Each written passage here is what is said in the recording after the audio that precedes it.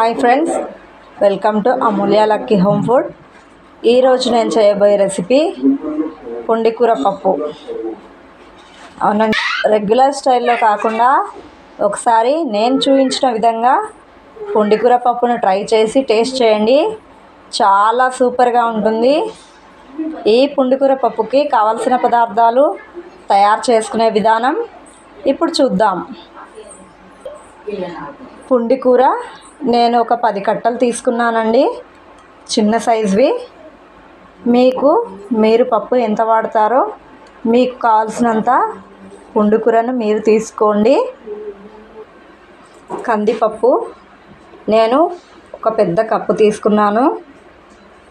జీలకర్ర, వెల్లుల్లి దీన్ని మనము మెత్తగా పేస్ట్ చేసుకొని పెట్టుకోవాలి.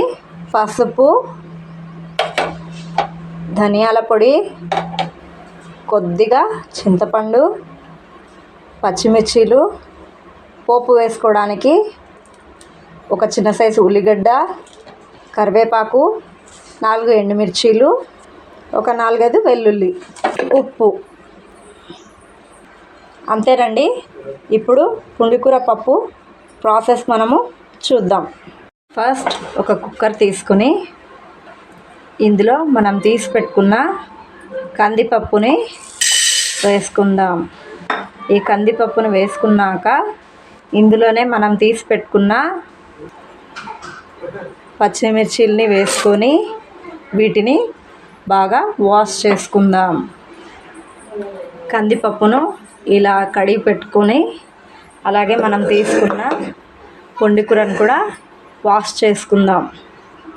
చూడండి, ఇది కడిగి పెట్టుకున్నాం కదా కందిపప్పు, పచ్చిమిర్చి.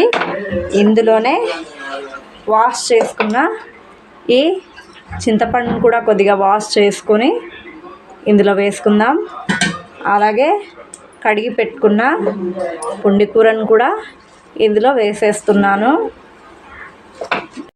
ఇందులో కాస్త ఉప్పు, కారం, పసుపు, ధనియాల పొడి, కొద్దిగా ఆయిల్ వేసుకొని తగినన్ని నీళ్లు వేసుకొని మూత పెట్టుకోవాలి.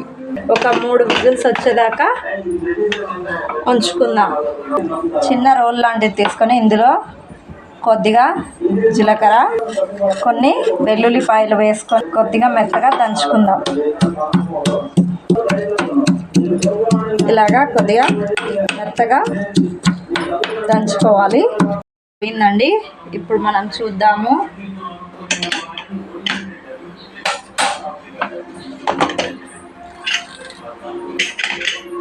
చూసారా, అదిగోండి, మనకు ఈ విధంగా పప్పు ఉడకాలి. చూడండి, అంత మెత్తగా కూడా ఏం ఉడికిపోలేదు పప్పు. అలాగా ఉడికించుకోవాలి. ఇప్పుడు దీంట్లో మనము మళ్ళీ కొద్దిగా స్టవ్ ఆన్ చేసుకొని అందులో మనము దంచి పెట్టుకున్న జీలకర్ర, ఎల్లిపాయ మిశ్రమాన్ని అందులో వేసి ఒక 5 నిమిషాలు అలా ఉడికించుకుందాం. ఎందుకంటే దాని ఫ్లేవర్ అంతా పప్పుకు పట్టేలా ఒక 5 నిమిషాలు అలా నార్మల్ మూత పెట్టుకొని ఉడికించుకుందాం. దీంట్లో మన పప్పుకు ఎంతైతే ఉప్పు సరిపోతుందో ఫస్ట్ కొద్దిగా వేసాము. ఇప్పుడు కూడా మళ్ళీ ఎంతైతే సరిపోతుందో ఉప్పు రుచికి సరిపడా చూసి వేసుకోండి. ఇంకా ఇదే లాస్ట్ అండి. ఇంకా మళ్ళీ ఏమీ ఉప్పు కలుపుకోకండి. మనకు పప్పుకి ఎంతైతే సరిపోతుందో అంతా ఉప్పు వేసేయండి. ఇప్పుడు ఒక 5 నిమిషాలు వదిలేద్దాం. 5 మినిట్స్ అయిపోయాయండి. ఇప్పుడు ఈ పప్పుని మనము మెత్తగా ఎనుపుకుందాం. చూడండి, ఫస్ట్ వాటర్ తీసుకొని పక్కకి పప్పు ఈ విధంగా ఎనుపుకొని దీంట్లో మిగిలిన వాటర్ని ఇందులో వేసుకుందాం. ఈ పప్పులోంచి వచ్చిన వాటరే అండి ఇవి. ఆ వాటర్తో ఎనిపితే పప్పు కొద్దిగా మెత్తగా ఎనగదు. అందుకని నేను వాటర్ పక్కకు తీసుకున్నాను. ఇదిగోండి, మనకు పప్పు కన్సిస్టెన్సీ ఇలా ఉండాలి. మరి గట్టి పప్పు అయితే పుండికూర పప్పు అంతగా బాగోదు. కొద్దిగా ఇలా లూజ్గా ఉండాలి. స్టవ్ ఆన్ చేసుకొని ఒక గిన్నె పెట్టుకొని ఇందులో కొద్దిగా ఆయిల్ వేసుకుందాము. ఒక 2-3 టేబుల్ స్పూన్ల ఆయిల్ వేసుకొని ఆయిల్ బాగా వేడెక్కాలి. ఆయిల్ వేడెక్కింది. దీంట్లో జీలకర్ర, ఆవాలు,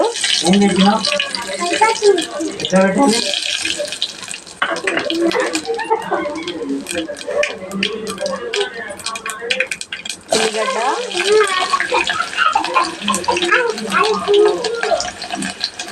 ఎల్లిపాయల్ని ఇలా కట్ చేసుకొని వేసుకుందాం. వేసుకొని కొద్దిగా ఫ్రై చేసుకుందాం.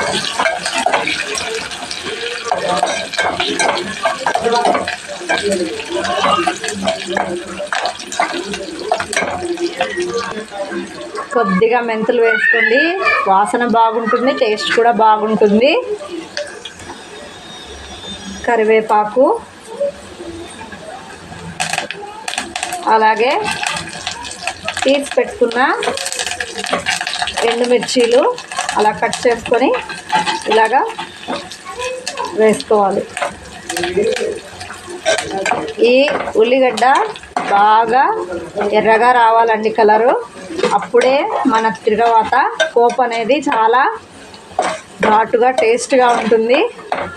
పచ్చి పచ్చిగా వేసుకోకండి. చూడండి, బాగా ఇలాగ రావాలి రెడ్గా. ఇప్పుడు ఇందులో మనము మన పప్పు వేసేసుకుందాం.